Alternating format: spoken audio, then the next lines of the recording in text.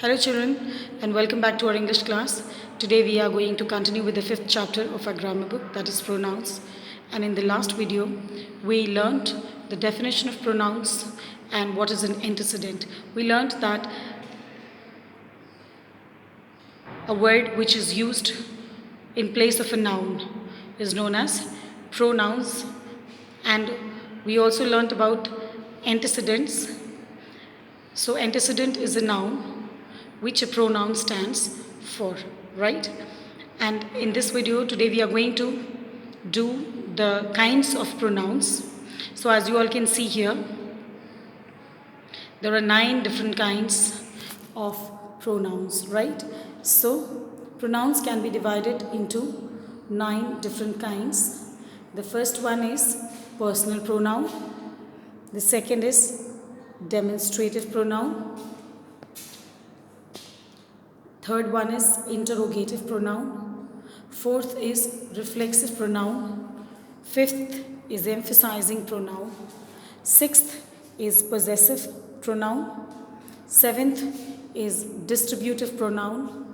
Eighth is indefinite pronoun. And the ninth one is relative pronoun. So these are the different kinds of pronouns which we are going to learn in this video.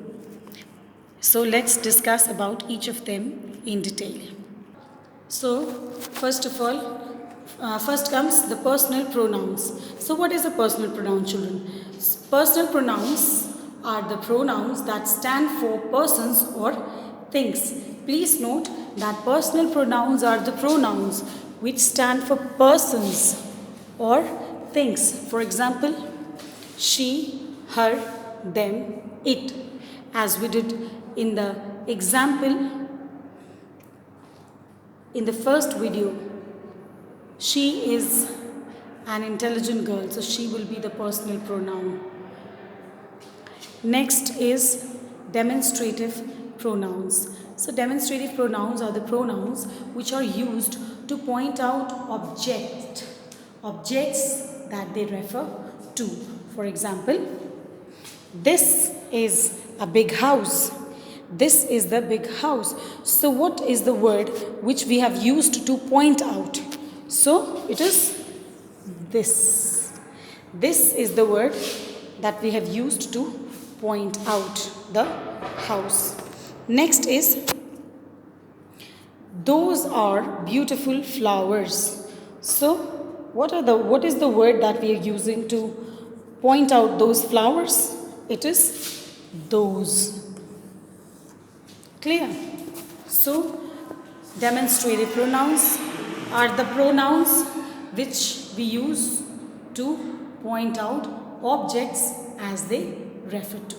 For example, this and those in the given examples. Now let's come to interrogative pronouns.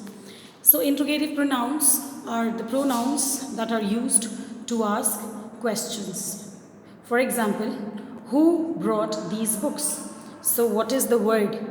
What is the pronoun that we have used to ask a question here? It is who, right? So who will be the interrogative pronoun? What do you need? So what is the word that we have used to ask the question here? It is what. So the nouns, the pronouns which we have used to ask questions here are interrogative pronouns. Now let's move to the next kind, that is reflexive pronoun. Now what is a reflexive pronoun? Pronouns like myself, yourself, when these kind of pronouns are used as the receiver of action. Children, please be very careful. I repeat, pronouns like myself and yourself, when they are used as the receiver of the action, they are called reflexive pronouns. For example, let us look at the first example. I blamed myself. So as I told you, the words like myself, yourself, when used as the receiver of action here, the word myself is used as the receiver of this action, blamed.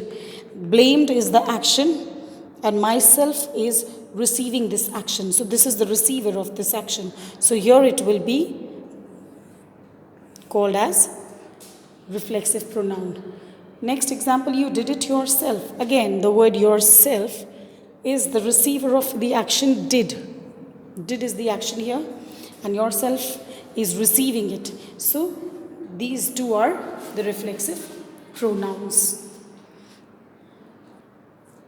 So children, in today's class, we learned the different kinds of pronouns, whereas we did in detail, we dealt with only 4 kinds of pronouns, that is the personal pronouns, demonstrative pronouns, interrogative pronouns, and reflexive pronouns. And in the next class, we'll be dealing with the remaining kinds of pronouns. Till then, goodbye.